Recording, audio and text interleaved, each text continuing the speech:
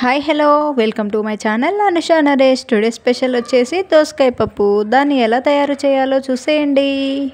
1 cup కందిపప్పు, అలాగే 2 దోసకాయలు, 2 పచ్చిమిర్చీలు, 2 టమాటాలు, కరివేపాకు, కొత్తిమీర, పుదీనా, అలాగే 2 వెండి మిరపకాయలు, వెల్లుల్లి రెబ్బలను కూడా దంచేసి పెట్టుకున్నాను. దోసకాయ పప్పుకు కావాల్సిన ఐటమ్స్ ఇవి. ముందుగా ఒక కుక్కర్ గిన్నెను తీసుకొని మనం ఎంత క్వాంటిటీ పప్పు తీసుకున్నామో దాంట్లో వేసుకున్న తర్వాత నీట్గా క్లీన్ చేసుకున్నాను. ఆ తర్వాత క్లీన్ చేసి పెట్టుకున్న దోసకాయ ముక్కలను కూడా చిన్న చిన్న కట్ చేశాను కదా, వాటిని కూడా వేసేసుకుందాం. ఆ తర్వాత పచ్చిమిర్చి ముక్కలు, అలాగే టమాటోలను కూడా వేసేసుకుందాం. అందరూ ఎలా ఉన్నారు? బాగున్నారా? కామెంట్ చేయండి. కామెంట్ బాక్స్లో మాట్లాడుకుందాం. మీరు ఈరోజు ఏం కర్రీ చేశారో కామెంట్ చేయండి. కొత్తిమీర, పుదీనాను వేసుకున్న తర్వాత చింతపండును కూడా యాడ్ చేసుకుందాం. ఆ తర్వాత పప్పుకు సరిపడా వాటర్ని అయితే నేను యాడ్ చేసుకుంటున్నాను. పప్పు తొందరగా ఉడకాలంటే కొంచెం ఆయిల్ని కూడా యాడ్ చేసుకోండి. ఆ తర్వాత చిటికెడు పసుపును కూడా యాడ్ చేసుకుంటున్నాను. ఫస్ట్ టైం కనుక నా ఛానల్ చూసినట్లయితే షేర్ చేసి సబ్స్క్రైబ్ చేసుకోండి. దోసకాయ పప్పు మీకు నచ్చినట్లయితే లైక్ చేసి కామెంట్ చేయండి ప్లీజ్. అన్నిటినీ వేసుకున్న తర్వాత బాగా మిక్స్ చేసి మూతనైతే పెట్టేసుకుందాం. ముందుగా స్టవ్ ఆన్ చేసి కుక్కర్ని అయితే పెట్టేసుకుందాం. పప్పుని నేనైతే 4 విజిల్ వచ్చేంత వరకు ఉంచాను. పప్పు ఉడికేలోపు నేను పప్పుకు కావాల్సిన ఐటమ్స్ని అయితే రెడీ చేసుకుంటున్నాను. చూసారా, మన పప్పు అనేది చాలా చక్కగా ఉడికింది. సో వీటన్నిటిని కూడా ఒక 2 నిమిషాలు మిక్స్ చేసుకుంటూ మ్యాష్ చేసేసుకున్నాను.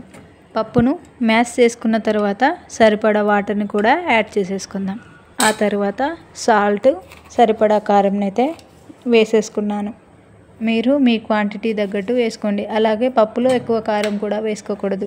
పప్పులో కారం లైట్గా ఉంటేనే పప్పు చాలా టేస్ట్గా ఉంటుంది. వీటన్నిటిని బాగా మిక్స్ చేసేసుకుందాం. పప్పునైతే పక్కకు పెట్టేసుకుందాం. ముందుగా స్టవ్ ఆన్ చేసి గిన్నె పెట్టేసుకుందాం. ఆ తర్వాత నేనైతే 5 టేబుల్ స్పూన్ల ఆయిల్ని అయితే వేసేసుకున్నాను. ఆల్ మిక్స్డ్ పోపు దినుసులను కూడా యాడ్ చేసేసుకుందాం. వెండి మిరపకాయలను, అలాగే వెల్లుల్లి రెబ్బలను కూడా వేసేసుకుందాం. ఆ తర్వాత కరివేపాకు, కొత్తిమీర, పుదీనాను కూడా యాడ్ చేసేసుకుందాం. వీటన్నిటిని బాగా మిక్స్ చేసి ఒక 5 నిమిషాల పాటు స్టవ్ సిమ్లో ఉంచి వేయించుకోవాలి. దోసకాయ పప్పును మీరు కూడా ట్రై చేయండి. ఒకసారి తిన్నారంటే టేస్ట్ని అస్సలు మర్చిపోరు. దోసకాయ పప్పు ఎప్పుడైనా సరే పుల్ల పుల్లగా టేస్టీగా ఉంటుంది. వీడియో చూస్తున్న ప్రతి ఒక్కరూ ఎక్కడి నుంచి చూస్తున్నారో కామెంట్ కూడా చేయండి. అవన్నీ బ్రౌన్ కలర్ వచ్చిన తర్వాత నేనైతే పసుపును కూడా యాడ్ చేసుకొని బాగా మిక్స్ చేసేసుకున్నాను. పప్పు అనేది చిక్కగా తినాలనుకునేవారు వాటర్ కొంచెం తక్కువగా వేసేసుకోండి. నాకైతే పప్పు లిక్విడ్గా ఉంటేనే తినాలనిపిస్తుంది. సో నేను ఎక్కువ వాటర్ని అయితే యాడ్ చేసేసుకున్నాను.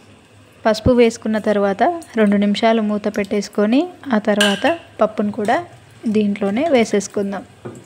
పప్పు వేసుకున్న తర్వాత 5 లేదా 10 నిమిషాల పాటు బాగా మరిగించుకోవాలి. ఇలా మరిగించడం వల్ల కారం అనేది పచ్చివాసన రాకుండా ఉంటుంది. ఈ ప్రాసెస్ మొత్తము స్టవ్ సిమ్లో ఉంచి చేసేసుకున్నాము. మన పప్పు అనేది రెడీ అయిపోయింది. ఇప్పుడు దీన్ని ఒక బౌల్లోకి వేసేసుకుందాం. వేడి వేడి అన్నంలో అలాగే నెయ్యి వేసుకొని తింటే సూపర్గా ఉంటుంది. మీరు కూడా ఒకసారి ట్రై చేయండి. లాస్ట్లో కొంచెం కరివేపాకును కూడా పక్కన పెట్టేసుకుందాం.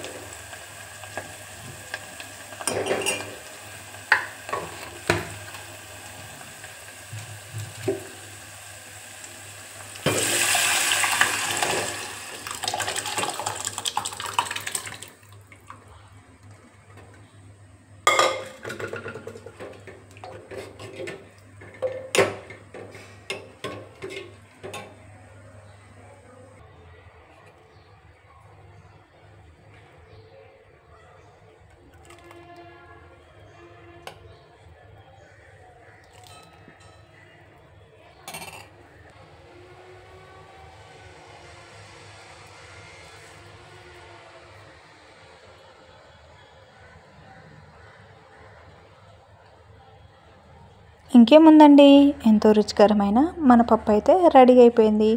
మీరు కూడా కొత్తగా చూసినట్లయితే ట్రై చేయండి.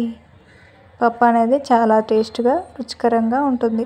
సో నోరు టేస్ట్ లేని వాళ్ళకు కూడా చాలా చక్కగా తింటారు. ఓకే, బాయ్ మరి. Thank you so much.